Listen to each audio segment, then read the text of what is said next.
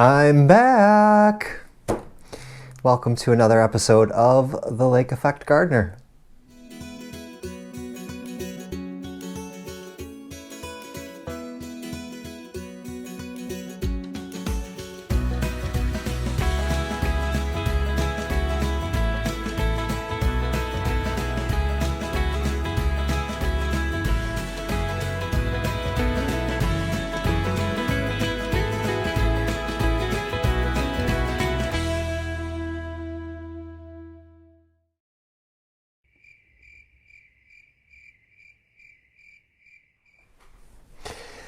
It is now time to sow my first seeds of the year.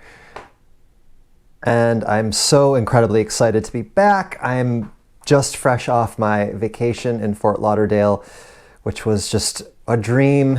It was just wonderful. It was 85 degrees and sunny every single day. The weather was picture perfect. And I'll tell you what, the best part about going down there when I do is that it breaks the winter up just the slightest bit. So when I come back here, it's nearly the beginning of March, and that means the worst of the winter is behind us. March is such a month of change here. So things are going to start melting. The snow is melting. The weather is going to start fluctuating. I'm already starting to hear the starting little rumbles of bird song and all of those things. So we are definitely on the climb now. But I'm just going to sow some peppers and some eggplant. And I did this last year around this time. I am a week behind because last year I didn't go down to Florida as I normally do. So I had my whole February break vacation indoors here, and I just got things underway a little bit earlier, but no matter. So I'm not going to walk you through how I do seeds. That's, you can go back to any video that I have and see how seeds are sown. But what I did want to show you is what exactly I'll be sowing today. And I had mentioned peppers and eggplant. And these really take the longest to get up and running. They have the longest grow time until I start to yield. And last year when I planted them, when I sown the seeds in February, I ended up having an amazing crop that started to come in rather early. So I just checked my old garden journal and keeping things kosher. That's what I'm going to do today. I got these new trays. I just picked them up at a local supply store, and they're very cute. Okay, there's 36 cells, okay, and one tray. I like that on the bottom. Probably should have shown you this before I got all the seed starting compost in it, but the bottom has those little holes that are really good for trying to force the seedlings out once they need to be replanted, or repotted up, I should say. And I just like how demure they are. Okay, there are 36 cells.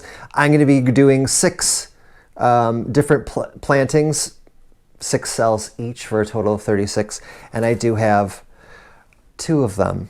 And they come with this tray, which is convenient because I usually, once I have taken care of sowing the seeds, I'll water the top, but then I'll end up just watering the bottom and letting everything soak up. And then they also come with a little propagator lid, which is perfect. So I did use this Burpees seed starting mix, which is made from coconut coir. So it's peat-free. It does have a little bit of nutrients in it, which is nice. And I'm going to see how it goes. So what am I planting? I'm doing a lot of what I did last year. So in the first tray, I'm going to be doing sweet pepper, King of the North, YOLO Wonder. I grew these. These were great last year. The Slavana, which these were quite prolific, I have to say. I'm doing eggplant, Black Beauty. I'm doing the eggplant Midnight Moon, so these are the ones that come in sooner. These start to yield before the Black Beauty does. And then finally, the Little Fingers. This is a new one that I'm growing this year. So I had really, really great eggplant last year. I'm really excited to see what I can get this coming growing season. In the other tray, I'm going to be doing mostly chilies, but I'm not going to be growing as many as I did last year. I actually still have lots of chilies that I've dried that I just haven't used yet. So it's not a really huge, I don't really cook with chilies all that often. So I think I have a decent supply at the moment. But I will be doing some of the same ones I did last year, not all of them. I'll be doing Big Jim. Those were large and lovely. This is Paseo Bajo. However you pronounce it. The Serrano. Those were lovely. And I think my favorite were these Cayenne that I did last year. I got a ton off of those plants. And then the last two pepper varieties look like chilies, but they're actually sweet peppers.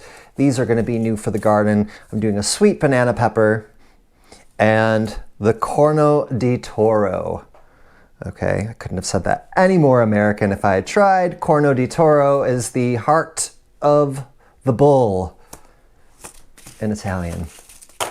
So, some of these I'm going to double sow. Some of them I'm going to single sow. I will single sow my chilies, the hot peppers, and I'm going to double sow anything that's a sweet pepper or an eggplant. I always keep family in mind when I am doing my sowings because I know that my father would enjoy some of these, and my sister, who just bought a farm, yes, will also enjoy some of these plants as well. I'm going to be doing a lot of extra sowing this year. Before I get into the sowing, I did want to show you how I labeled these. This is the only painter's tape I have, so it's got 3M. I am not, I'm not trying to, these are filthy. I'm not trying to, upsell 3M as a painter's tape company. It's just all I had on hand. But anyways, I have them broken into 3 sections. Each section will have 6 cells. Okay, so you can see, well, if you can't, Serrano, sweet banana, Corno di Toro, all right? And I did the same on the other side, and then I did the same with the second tray. So instead of, me zeroing in on what I'm doing, I'm just gonna sow and do a little talking. Okay, has been a while, friends. It has. It's been a really, really busy month. February went really fast. Really, really fast. Which I'm okay with. February is one of those, well, January just takes forever, doesn't it? January is just a long month, long, cold month, and ours was brutal. It was brutally cold. I did not enjoy it at all. I don't like the cold very much. Lots of snow. I know I've only shown you a few videos of what the snow was like here, but honestly, that's not, not something I care to document. It's something I would rather forget about because I just don't like it. But February is kind of the same, but it's a short month. And then when I go off to Florida, it's almost as though winter disappears after that.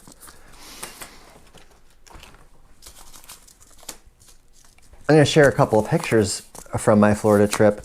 We stayed at a lovely, lovely place right near Fort Lauderdale Beach, and it was an amazing setup. The front had this big in-ground pool, and the rear of the establishment had this beautiful courtyard. My room was located in the courtyard end of things, so it was very tropical, lots of palm trees. They had orchids growing right on the palm trees. A big fountain, I'd mentioned that. There was a hot tub back there. Place also had a wonderful spa attached to it, which I made use of for sure. And we were just a short walk away to the beach. Lots of restaurants. It's a very walkable area where I was staying in. And we did a lot of walking, that's for sure. I need one more of these sweet banana. Now, it was still February, so it wasn't staying very light out for very long. The sun was setting at about 6:30, which is actually a little bit later than here, only because it's so much closer to the equator, I'm guessing. It could be the location as well, in relation to where I am. One thing that I found very, very strange, that it took a little while to get used to, where we were located on the Florida coast, the sun rises on the water. Okay, so if you're at the beach in the morning, the sun rises there. Here, the sun sets on the water. It sets on Lake Erie. So that was always throwing me a loop. And whenever I drive somewhere, they'd say, head north up such and such a road. And I'm thinking, okay, if I'm heading north, the water is going to be on my left. Well, that wasn't the case. The water was on my right. It was very, very confusing. I did get used to it towards the end, only to leave to come back to where the water was supposed to be. The sun rises were gorgeous. And I have to say the beaches were really, really clean, very clean. All right. Halfway done with this one. I'm just going to be prattling on. I hope you don't mind. I hope you guys really enjoyed that live chat that I got to participate in with Jane Kelly and Saran from Sow, Grow, and Cook, and Rebecca from Mornings at the Allotment. I have to say, I had a blast. I had a really, really good time. This is more chilly, so I'm actually just single sewing these. Well, we're talking about, I'm from the States, obviously. Jane's from England. Saran is from Wales. And Rebecca is from Germany. So we were in 3 different time zones. And I just thought it was just a really, really good time to be a part of a group like that, where there wasn't really any expectation. You weren't really going for any sort of content. When we make these videos, we definitely have an agenda set up so that what we deliver to you, what's next, is orderly and it moves along, hopefully, etc., etc. But just to be on there for an hour, chatting away, was great. I recognized a lot of names of the people who were commenting. A lot of them are subscribers to this channel, and thanks for tuning in. A lot of the people were also, it's funny because we do share a lot of subscribers. So, seeing certain names pop up and having all the other people who are, in the live chat address them, knowing them as well as I do from my own channel, I thought that was really, really cool. So I did get to meet some new people, which was thrilling. I think most notably was Danny Price from the Grapevine Allotment. If you haven't checked out his channel, you guys really need to, because he's awesome. He's hysterical. We actually became friends after that. I hadn't known him before that point, but every comment that he was making, I kept kind of chuckling under my breath. I thought he had a really good sense of humor, and then I checked out his channel, and he's got a beautiful allotment. He's got chickens, great infrastructure, offers a lot of really good information, good content, and he's just a really, really nice guy, hysterical. I have to say, I tend to go for the the channels of people who have a really good sense of humor. I'm just covering these seeds over now. If I can laugh along with you, you've got me as a subscriber, bar none, without a doubt. So yeah, I actually he actually did a shout out for me on his channel. Thank you so much, Danny, which actually helped a great deal with subscribers. I had a lot of new subscribers through him, so I really, really appreciate that. And I appreciate all of you who are tuning in for the first video after that. Welcome to the channel. But yeah, it was such a good time. The community, the YouTube community is just really enjoyable. I'm meeting quite a lot of extraordinary people. And it's just good fun. It really is. But anyways, that was my first live chat ever. I don't know if I'm ever going to do one again, to tell you the truth. I definitely, technologically, I'm not capable at the moment. But maybe someday soon I will. I just never know when to, to do it. I feel like it needs to be a calculated time. Come on. This coconut core is really, really interesting, but it's really, really kind of spongy. And I did pre-soak this stuff. Oh dear, come on. I did pre-soak this medium before putting it in. So it's definitely not like the normal soil that I usually use. It's very different. It kind of bounces back on you. I think the only time I've ever used this coconut core is when I was, planting my paper whites. I'll give these a water in once I'm all done, and then I'll throw the lid on top of them. So what have all of you been getting up to lately? I mean, we are so many growers that I follow, and so many people who follow this channel are in warmer climates, and therefore you guys are probably full on getting things not planted, but sown. I'm already feeling a little behind the gun, even though I totally am not. I'm not behind at all. I'm right on schedule. So let me know in the comments box below where you are, where you're located, what your growing zone is. Okay, if you're saying tomatoes and things like that and I don't know where you're growing from, I might get a little antsy, thinking that I'm way behind you. Let me know what you're doing. For sure.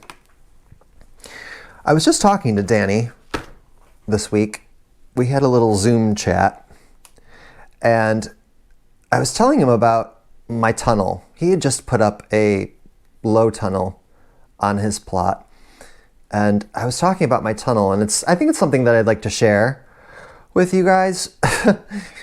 I don't think that tunnel is going to be terribly useful, my tunnel, for winter growing. Unless we have a milder winter. Every time I went back there, everything was frozen solid. Just frozen, completely frost covered. It was not really conducive to growing much of anything. Perhaps if I get things started a little bit earlier, I don't know. But I'm gonna have to have a think about that tunnel.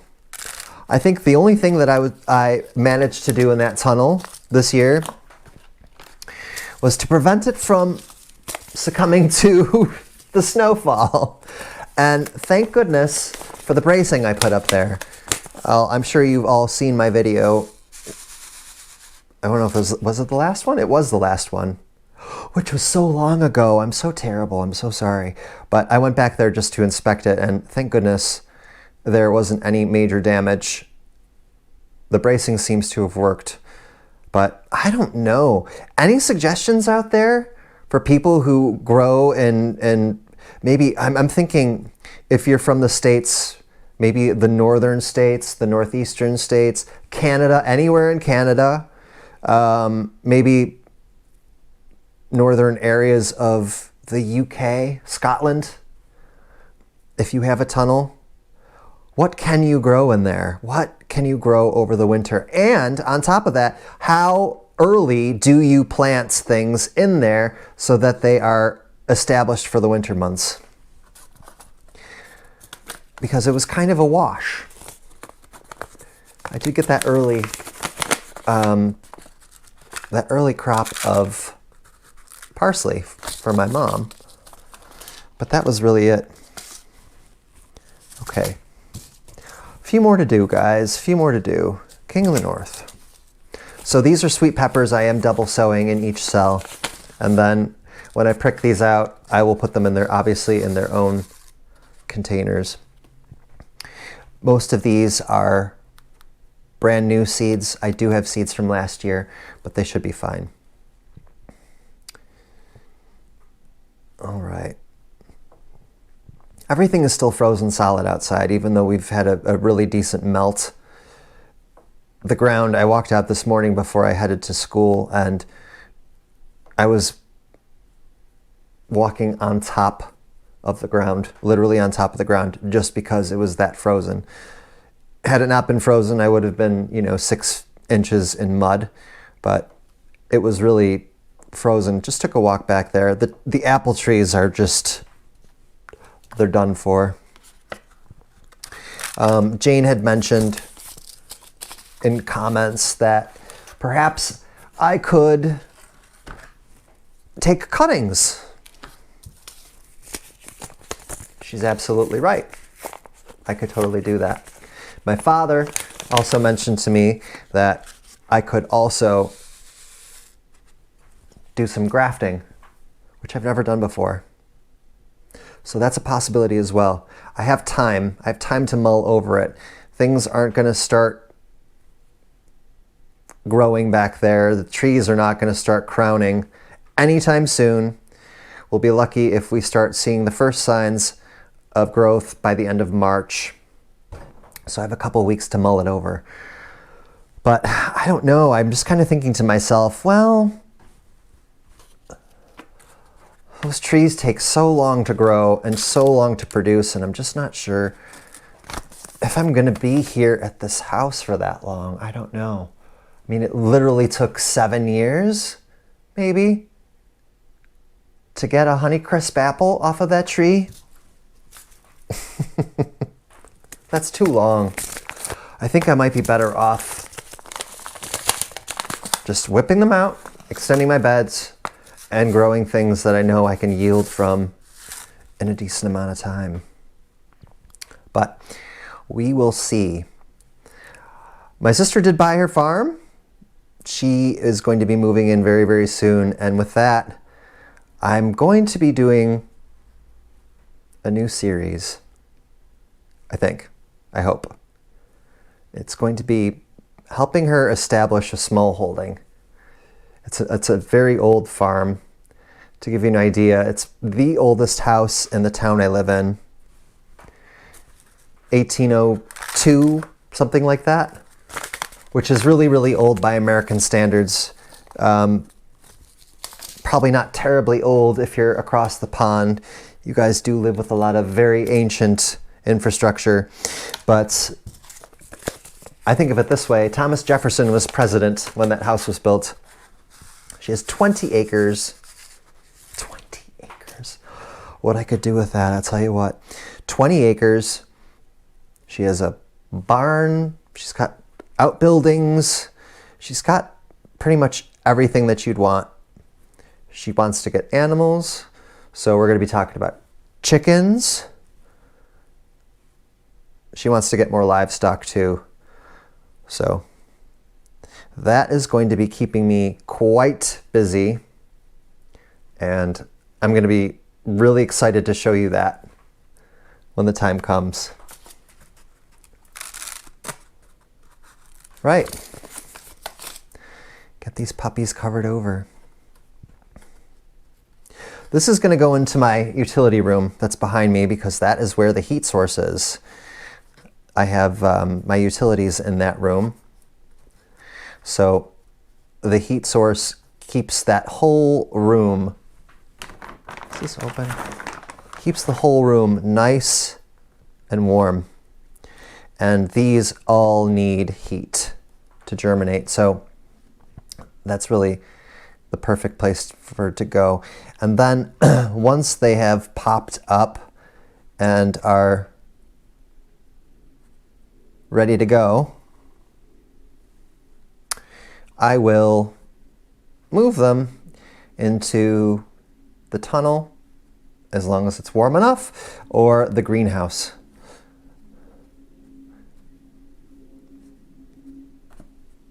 Okay, these seeds keep sticking to my fingers, the little brats. Oh no.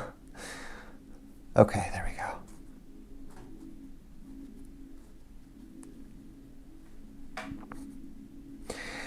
These seedlings aren't going to be going out until probably end of May.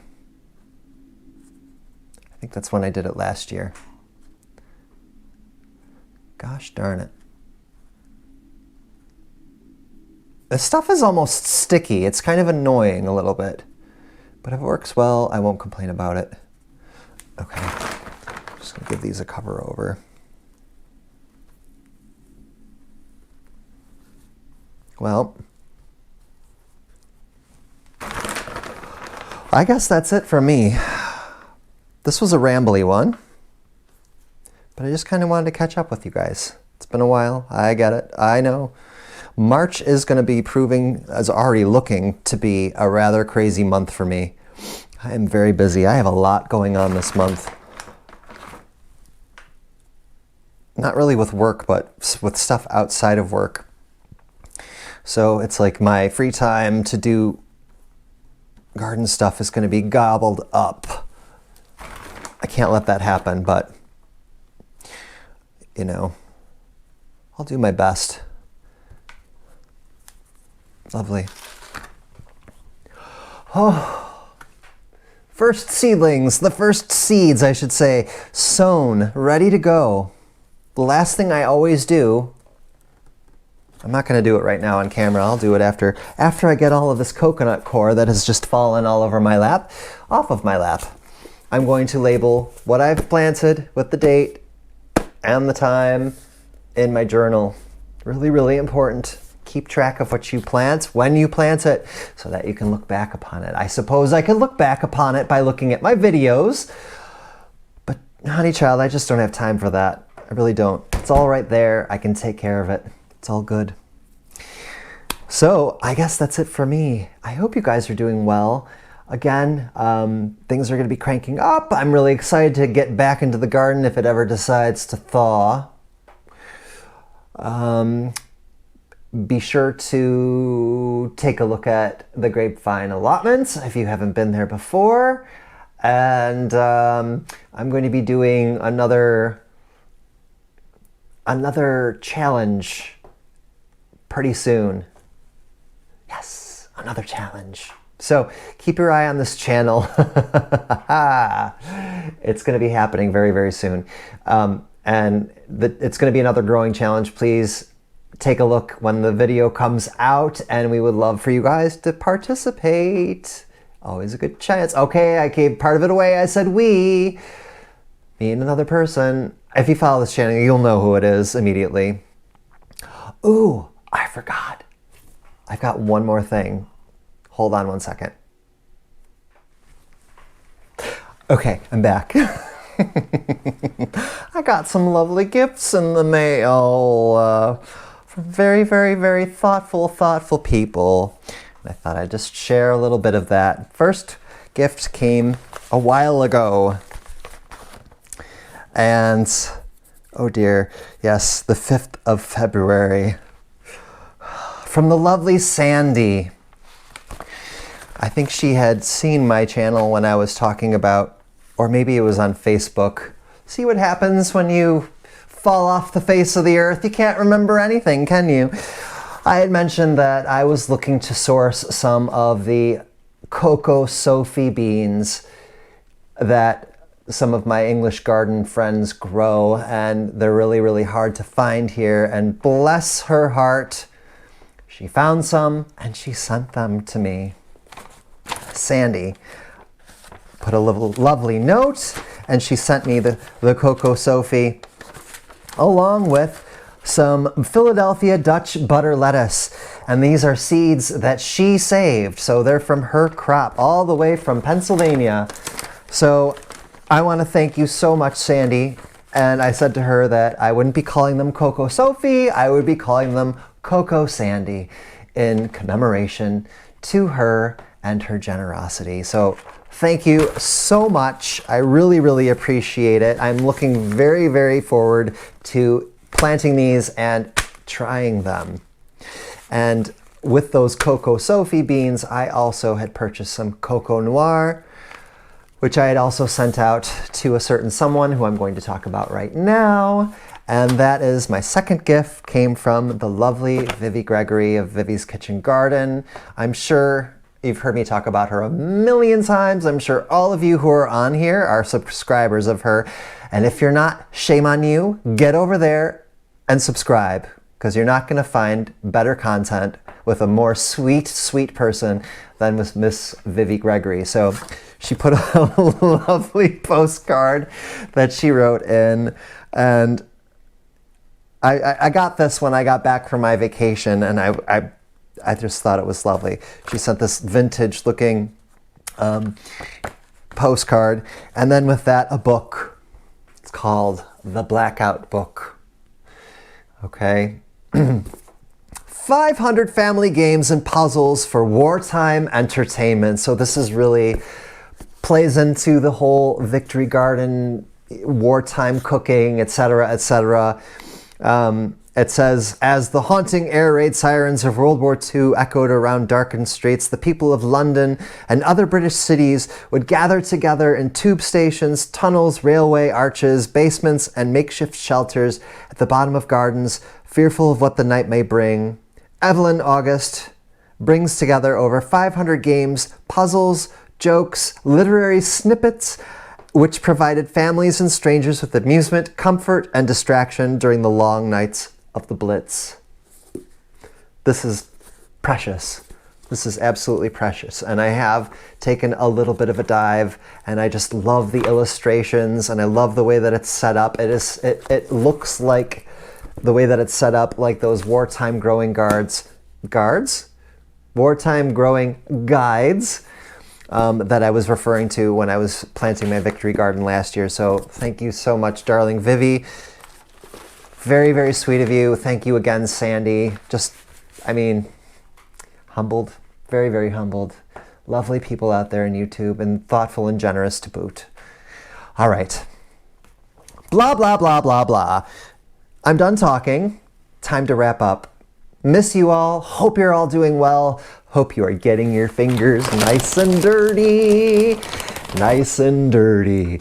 And I will see you all really, really soon. Don't know what I'm doing, but you'll be the first to know. So long.